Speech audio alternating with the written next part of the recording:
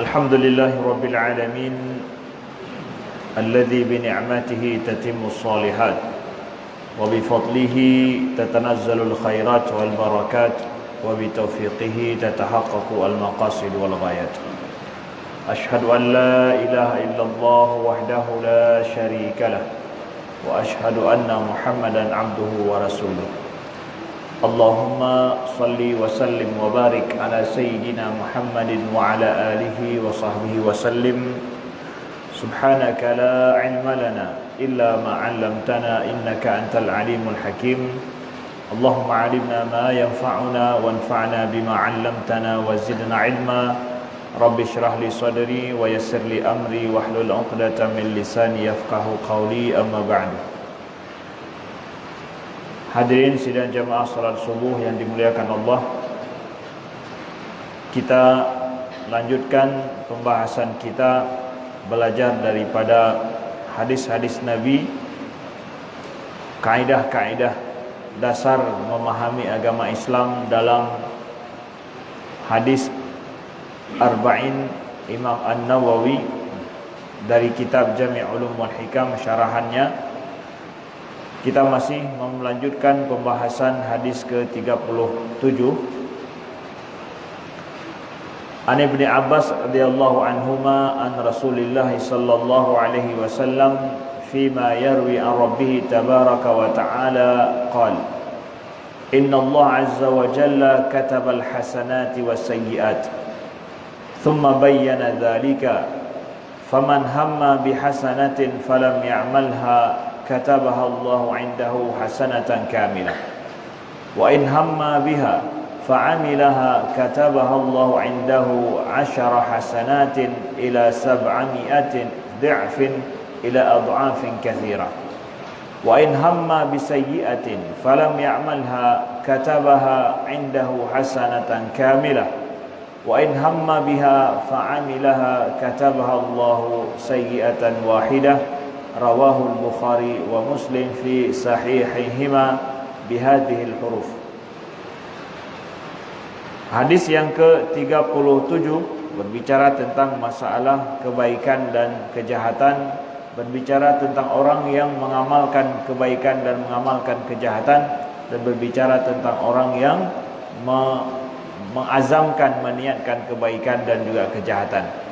Daripada Ibnu Abbas radhiyallahu anhuma, daripada Rasulullah sallallahu alaihi wasallam sebagaimana diriwayatkan dari Tuhannya, dari Allah tabaraka wa taala, Allah berfirman, sesungguhnya Allah telah menuliskan, Rasulullah bersabda, sesungguhnya Allah telah menuliskan kebaikan dan kejahatan, kemudian menjelaskannya.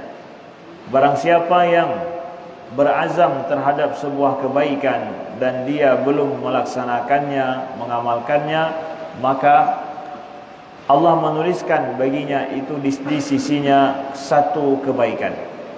Barang siapa yang berazam untuk sebuah kebaikan kemudian dia melaksanakannya, maka Allah menuliskan di sisinya 10 kebaikan sampai 700 kebaikan, dan bahkan dilipatkan dengan lipatan yang banyak. Barang siapa yang berazam dengan sebuah kejahatan atau keburukan dan dia tidak melaksanakannya, maka dituliskan atas itu semua di sisinya satu kebaikan. Dan barang siapa yang, dan kalau seandainya dia berazam terhadap sebuah keburukan atau kejahatan dan dia melaksanakannya, maka Allah menuliskan satu kejahatan saja. Riwayat Imam Bukhari dan juga Imam Muslim.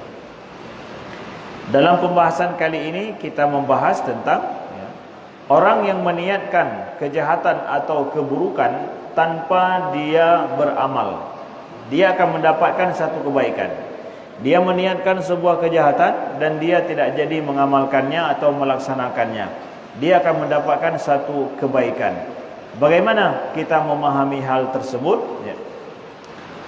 Seakan-akan bahwa orang yang berbuat jahat, kemudian ingin berbuat jahat, kemudian dia tidak jadi melaksanakannya, Tentu banyak sebab. Ada tidak melaksanakannya karena tidak cukup kesempatan. Ada tidak melaksanakannya karena memang sebab-sebabnya tidak tercapai semuanya. Atau karena takut sama orang lain. Ya. Jadi dia tidak melaksanakannya. Apakah faktor yang seperti ini? Takut pada orang lain, kemudian juga kesempatan tidak tepat, kemudian juga misalkan sebabnya tidak semua cukup, ya. Apakah dengan hal yang seperti itu, ketika tidak jadi dia merealisasikan kejahatannya, niat buruknya, dengan demikian dia mendapat satu kebaikan atau tidak? Nah, ini yang perlu dijelaskan oleh para ulama. Nah, jadi kalau begitu pencuri-pencuri yang tidak jadi mencuri karena ada CCTV, jadinya dapat satu kebaikan juga. Jadi apakah begitu? Nah, jadi kita lihat perlu penjelasan para ulama. Alhammu bisayyiati min ghairi amal laha fa fi hadis Ibnu Abbas annaha tuktab hasanatan kamila wa kadzalika fi hadis Abi Hurairah wa Anas wa ghairuhuma, ya. Annaha tuktabu hasanatan kamila wa fi hadis Abi Hurairah innama tarakaha min jara'i yakni min ajli wa hadha yadullu ala anna al-murad min man qadara ala ma hamma bihi min al-ma'siyah fatarakahu lillahi ta'ala wa hadha la raiba fi annahu yuktab lahu bidzalika hasanah lianna tarakahu lil ma'siyah bihadal maqsad amalun salih. Jadi kalau dikatakan bahwa seseorang yang tidak jadi berbuat kejahatan karena halangan, ya, ini yang seperti ini apakah dapat kebaikan? Para ulama menjelaskan dari banyak versi hadis, dari banyak riwayat hadis yang lain menunjukkan bahwa seseorang yang berazam terhadap sebuah kejahatan lalu dia tidak jadi melaksanakannya, yang mendapatkan satu kebaikan itu adalah orang yang meninggalkan kejahatan itu karena Allah. Itu sepakat para ulama. Dia tidak jadi melaksanakannya. Sebabnya kenapa? Karena Allah. Ya. Dia tidak jadi padahal sudah berazam, sudah mempersiapkan. Bukan karena tidak ada kesempatan, bukan karena memang ada sebab di luar, tetapi sebab tidak jadinya dia melakukan kejahatan itu adalah tak lain karena Allah. Nah, dia meninggalkan kejahatannya itu yang sudah dia niatkan karena Allah. Ini menunjukkan bahwa dia jelas mendapatkan satu kebaikan di sisi Allah. Karena apa saja seseorang berbuat kebaikan atau meninggalkan kejahatan karena Allah, mesti mendapat ganjaran Allah. Ini sepakat para ulama dalam hal ini.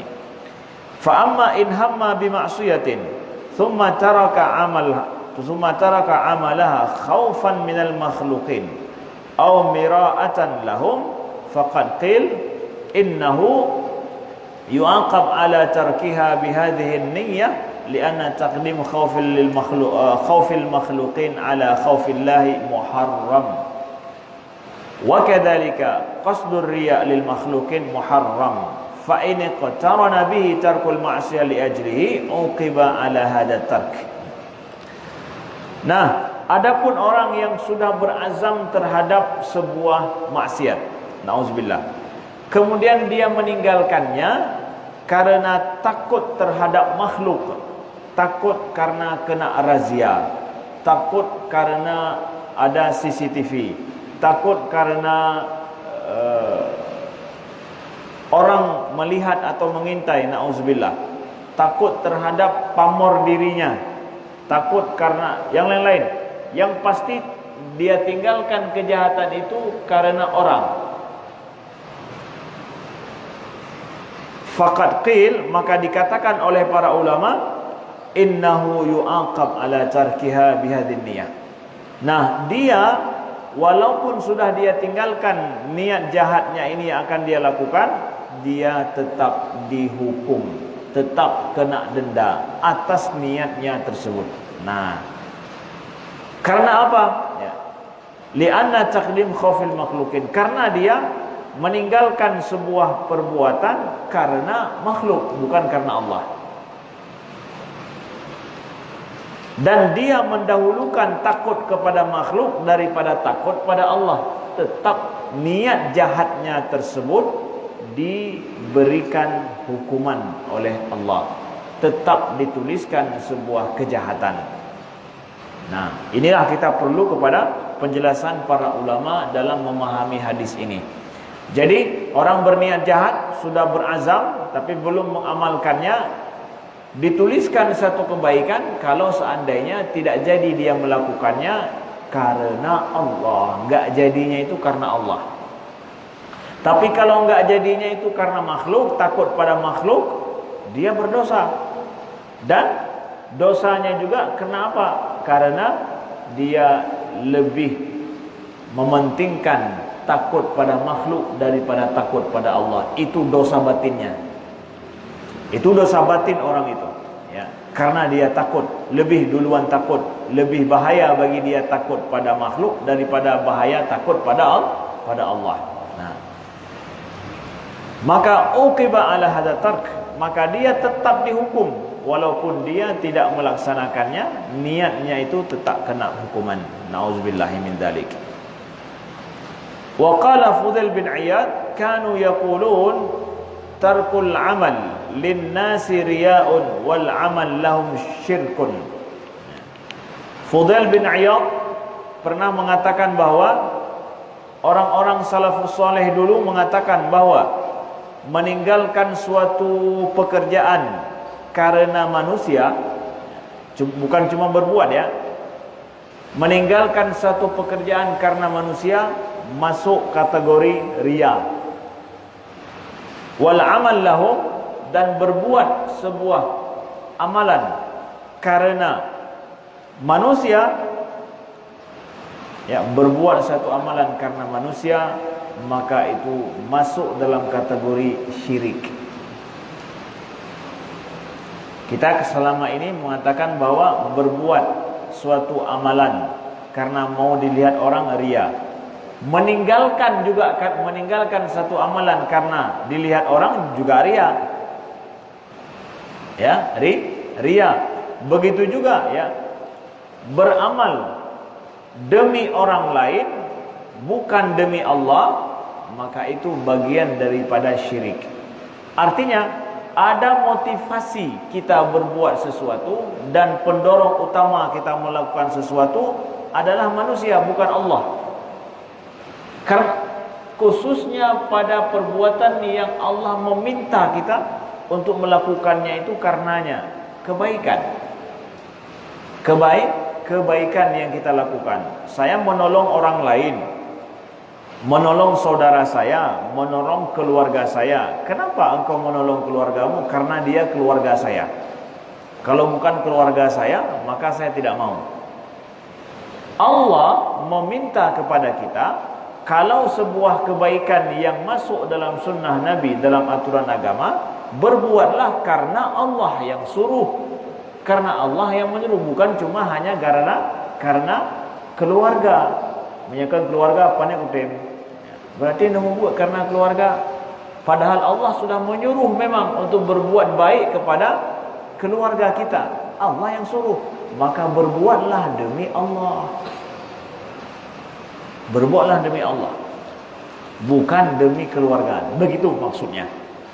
Ya, betul ada kadang motivasi orang dekat kita, orang kenal menjadikan kita terobsesi untuk berbuat baik.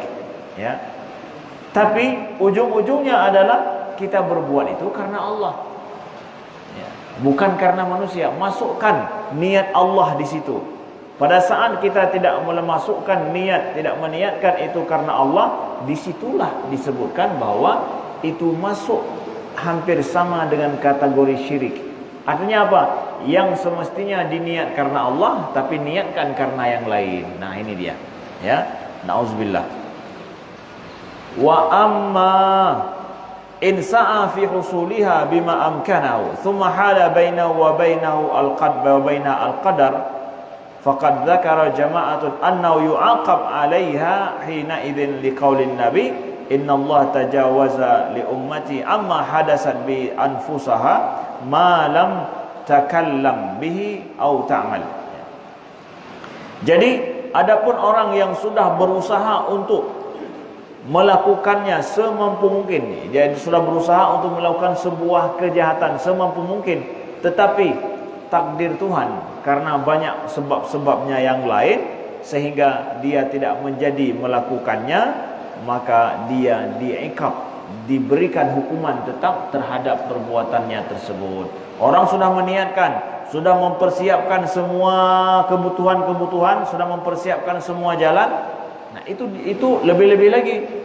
Karena apa? Niatnya itu sudah masuk aksi, sudah mempersiapkan, walaupun yang betul-betul dia inginkan belum dia laksanakan, tapi jalan ke arah situ sudah dia tempuh.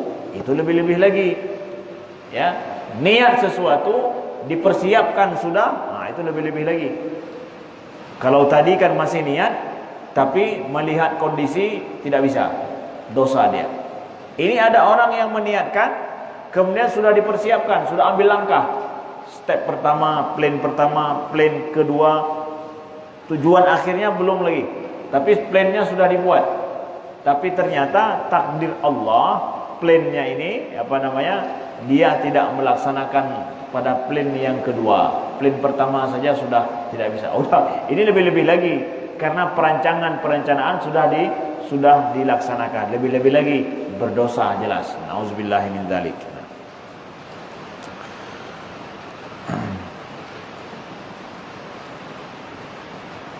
Kemudian wa amma in fasakhat niyyatuhu wa fatarat azimatuhu min ghairi sababin minhu fahal yu'aqabu ala ma hamma bihi minal ma'siyah am la. Nah, kemudian para ulama memperjelaskan lagi. Kalau tadi niat tetap, tapi aksinya saja yang kemudian tidak jadi, sebabnya dari luar, takdir Allah dan yang lain, itu tetap dihisab dan tetap akan diberikan hukuman oleh Allah, karena dia tinggalkan seperbuatan bukan karena Allah, tapi karena makhluk, karena sebab. Adapun sekarang kalau seandainya niatnya ada, dia ingin melaksanakan, tapi kemudian dia urungkan niatnya ini karena sudah tidak mood lagi. Ya, nasi urung, pakon hana jadai, pokoknya hana jadai, pokoknya kahana mengati. Ya. Padahal kesempatan ada, semuanya ada. Tapi moodnya sedang tidak ini, kan. Orang berbuat sesuatu ada istilahnya juga kepada azimahnya itu berkurang. Jadi enggak jadi melakukan sesuatu sebab mana mampu, tidak ketahuan sebabnya. Pokoknya lagi tidak enak hati, pokoknya azimahnya kurang. Mencuri tapi lagi kurang mood. Ya, bukan gara-gara memang ada masalah di luar. Nah, jadi apakah orang yang meninggalkan aksi terhadap sebuah kejahatan telah dia niatkan tapi kemudian enggak mood lagi, ya, azimahnya berkurang, dia tinggalkan gara-gara itu, apakah dia akan dihisab oleh Allah atau tidak, akan tetap dihukum atau tidak? Nah, ini diperjelaskan juga oleh para ulama. Nah, ahaduhuma an yakuna al-hammu bil ma'siyah khatiran khatara wa lam yusakinuhu sahibahu wa lam yaqid qalbahu alaihi bal karihahu wa nafara minhu fahada ma'fuun anhu wa huwa kal wasawis ar-radi'ah allati su'ila an-nabi anha qala dzaka sharihul iman. Jadi saudaraku yang dimuliakan Allah, nah di sini para ulama membedakan dua macam model niat atau sesuatu yang ada dalam diri manusia. Ada orang yang dalam niatnya itu, dalam hatinya itu adalah namanya khatir.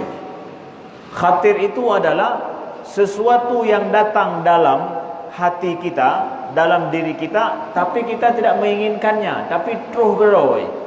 Dia datang dengan sendirinya, bisikan-bisikan jahat. Ya, lagi duduk di masjid, bisikan jahat itu ada. Tapi kita tidak menginginkan, tidak sedang memikirkan, tapi itu datang dengan sendirinya. Ya. Di masjid duduk, lagi berzikir, lewat. Ya.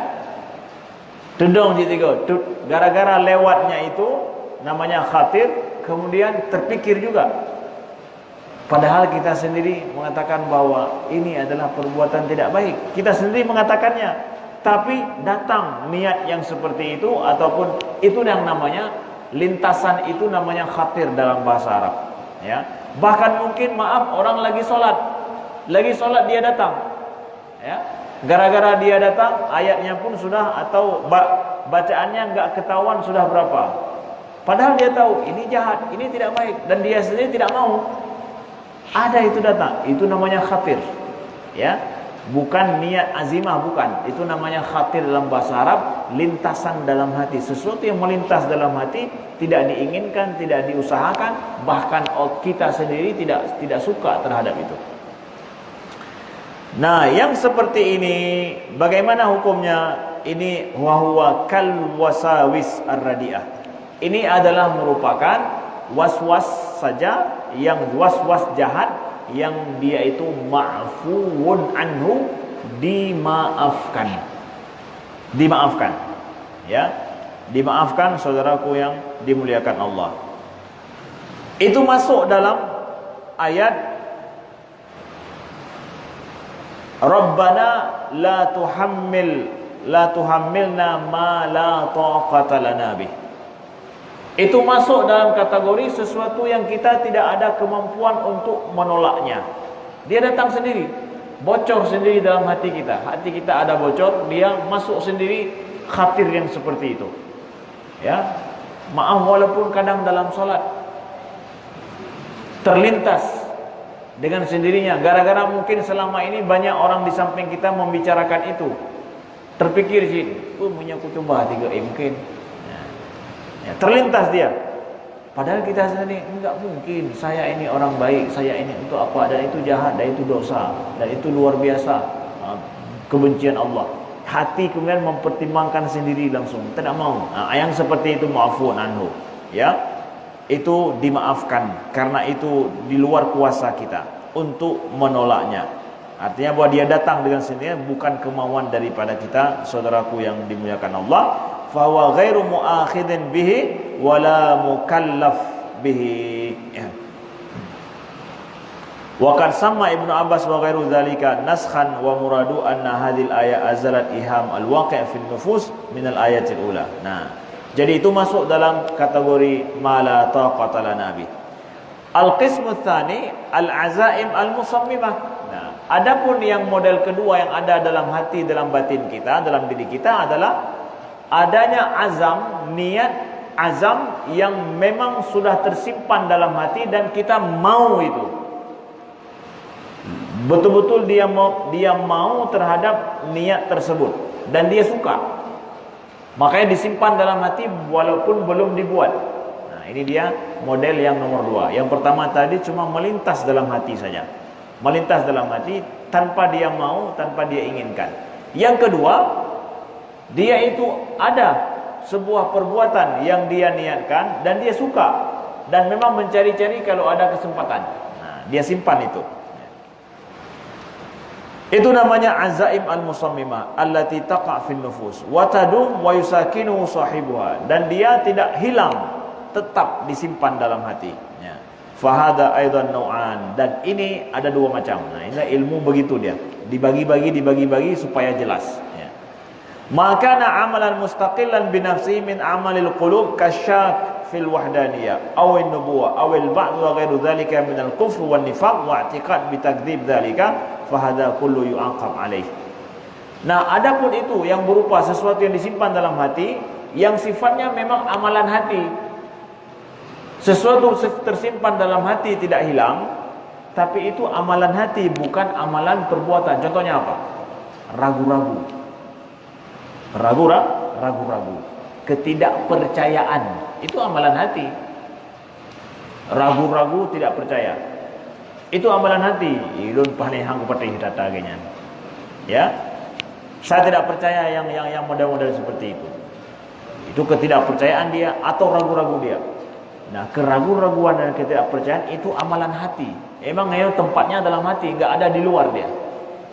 Maka ini kalau dia ragu terhadap Allah, tidak percaya pada Nabi Muhammad, contoh, itu amalan hati itu, bukan dari luar, amalan hati. Awalnya adalah dari hati. Yang seperti ini jelas akan diberi hukuman, dosanya ada jelas dan besar dosanya sesuai dengan apa yang dia ragukan. Nah, ya, yang seperti ini. Kemudian juga termasuk adalah sangkaan buruk pada orang lain, prasangka dia memang ya sudah dia simpan, yang ini orangnya memang nyoci hanya kubuk orang, padahal orang enggak. Ya. Itu memang sudah dia simpan di dalam hatinya. Dia simpan dalam dirinya. Yang orangnya pokoknya bubutoi ke pula salah balon. Ya. Karena dia simpan dalam dirinya. Wa yasiru bidzalika kafiran aw munafiqan. Kalau yang dia ragukan itu masalah iman, masalah perkara akhirat, jelas yang dia simpan dalam hatinya tidak hilang, itu menjadikan dia kafir. Besar permasalahannya.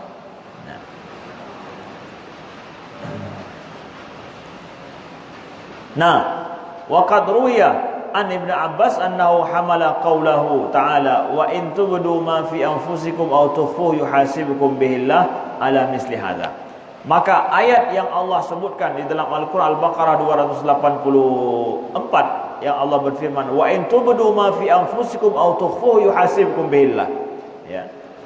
Jadi wa in tubdu ma fi anfusikum, kalaupun kalian menampakkan apa yang ada dalam diri kalian atau kalian sembunyikan, maka Allah akan menghisapnya. Ayat ini, ayat surah Al-Baqarah ketika turun ayat ini, para sahabat yang mendengarkan ayat ini, wa in tubdu ma fi anfusikum aw tukhfuhu yuhasibukum bihillah, semua para sahabat takut, gemetar dan khawatir.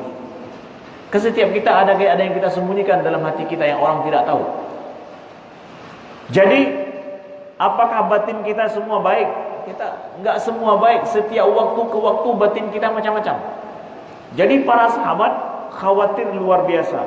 Jadi semua yang ada dalam batin kita ini akan dihisap oleh Allah. Nah, ini dia. Jadi takutlah para sahabat. Maka kemudian Nabi menjelaskan tentang masalah ini.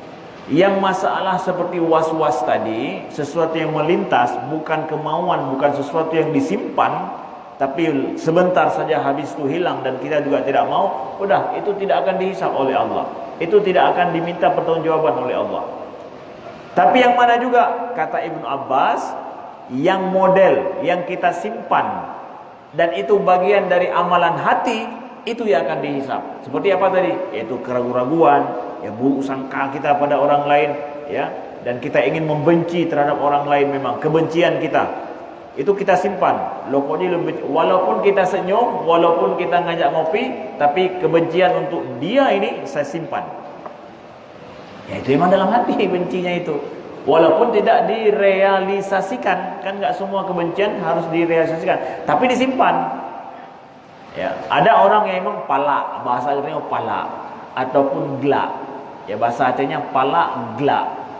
Glaknya tidak masuk dalam kategori lama dia. Glak dia katakan.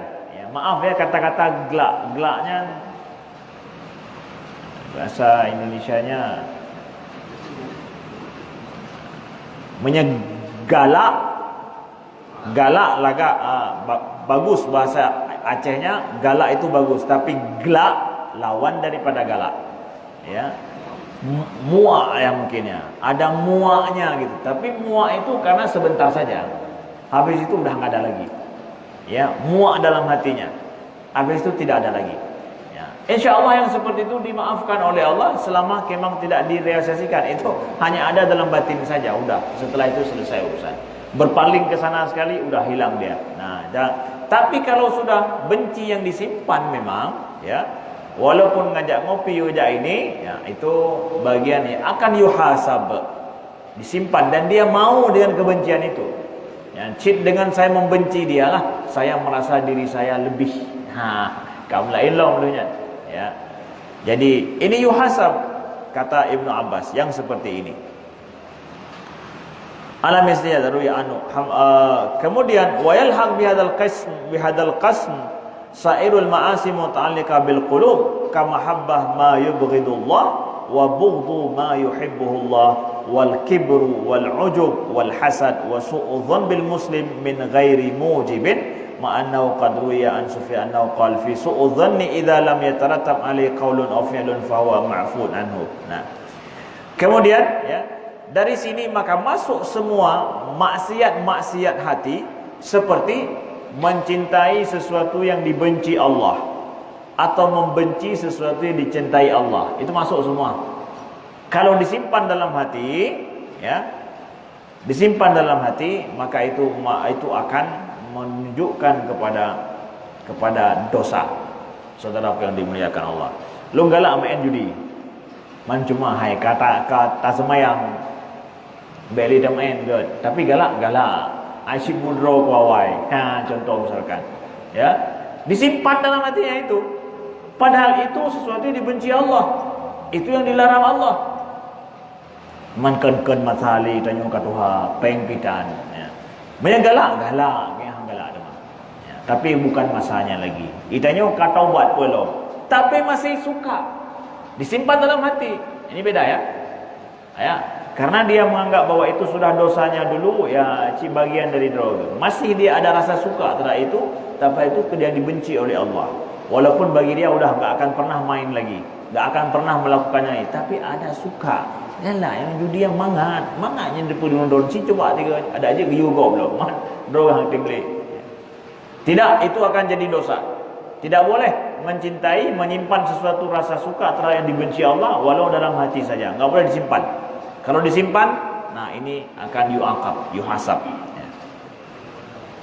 Begitu juga, ya, membenci sesuatu yang dicintai oleh Allah Subhanahu wa taala. Dan itu masuk juga perkara sombong dalam hati. Sombong itu perkara batin juga itu, ya. Ada sombong merasa lebih seperti kami sampaikan tadi, kemudian hasad, dengki masuk di dalamnya juga adalah sesuatu seperti ya buruk sangka pada orang lain. Ya, itu akan yuhasab, akan dihisab, yu'aqab terhadap orang itu. Walaupun ada sebahagian ulama berpendapat seperti Sufyan ibn Uyainah, ya, beliau mengatakan bahwa dalam masalah buruk sangka, kalau seseorang tidak mengeluarkan kata-kata dan juga tidak merealisasikannya dengan perbuatan, maka bisa saja itu dimaafkan. Artinya bahwa dia buruk sangka pada orang, tapi kata-katanya tidak ada. Kemudian perkataannya tidak dia lahirkan, perbuatan juga tidak dia lahirkan, maka itu bisa saja dimaafkan, kata Sufyan ibn Uyainah. Kemudian wan-nau'u tsani, yang terakhir adalah ya, ma lam yakun min amalil qulub bal kana min amalil jawarih kazina wasurqah wasyurbul khamr wa qatl wal qadhah wa nahu dzalika idza asarra al 'abdu ala irada dzalika wal azam alaihi wa lam yudhhar lahu atharun fil khali aslan fa hadha fi muakhadha bi qaulan masyhuran lil ulama yu'khadh bihi bal yuhasab 'abdu bihi yaumal qiyamah la yu'akhadh bi mujarrad niyyah mutlaqan. Nah, jadi adapun kemudian yang tersimpan dalam hati masuk kategori yang nomor 2, tersimpan dalam hati tapi bukan daripada amalan hati, tapi amalan perbuatan, tapi disimpan dalam hati. Seperti nauzubillah berzina, mencuri, berjudi tadi misalkan ya. Itu amalan bukan amalan hati itu, tapi amalan luaran. Tapi dia simpan dalam hatinya hal yang tersebut ya. Dan ada keinginannya, maka seperti ini bagaimana walaupun dia tidak lahirkan yu'khad bihi. Pertama, kata para ulama, itu tetap akan dihisab oleh Allah. Keinginannya ingin berjudi ya, tetapi dia tidak melakukannya, tapi keinginannya disimpan. Keinginannya ingin mencuri, tapi dia tidak melakukannya ya. Tidak dia lakukan. Nah, tapi dia simpan aja. Apakah itu akan dihisab?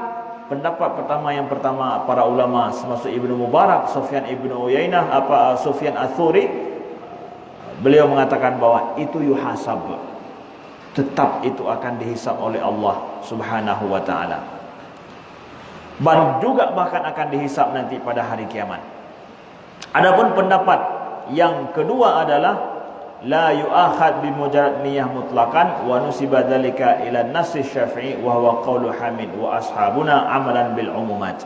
Adapun pendapat yang kedua itu tidak dihisab, tidak dianggap kalau sekedar hanya niat saja.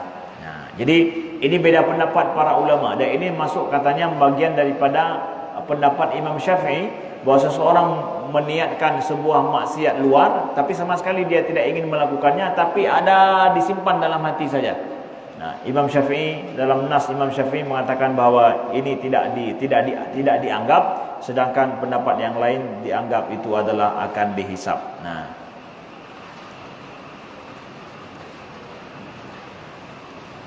Nah, ini adalah kita lihat beberapa penjelasan para ulama tentang satu permasalahan. Seseorang yang meniatkan kejahatan dan dia kemudian tidak jadi melaksanakannya, dia mendapatkan satu kebaikan. Itulah semua penjelasannya. Maka singkatnya, apabila seseorang meniatkan kejahatan, meniatkan sudah azam untuk melakukannya, tapi kemudian tidak jadi melakukannya, semua para ulama sepakat kalau dia tidak jadi melakukannya karena sifatnya adalah takut pada Allah, maka dia akan mendapatkan satu kebaikan jelas karena takut pada Allah.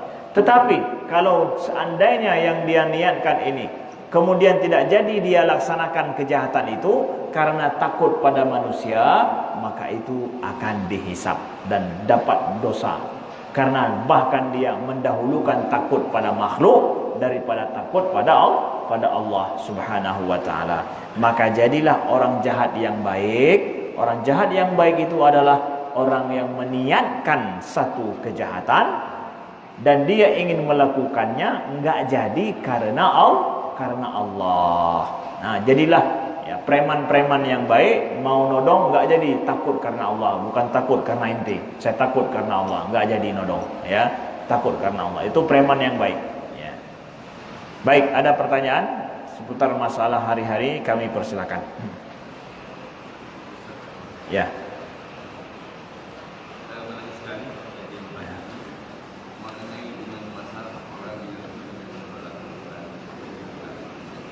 Jadi kalau tadi kita tidak jadi melakukan karena takut kepada Allah, tapi ini tidak jadi melakukan sesuatu karena takut kepada Allah.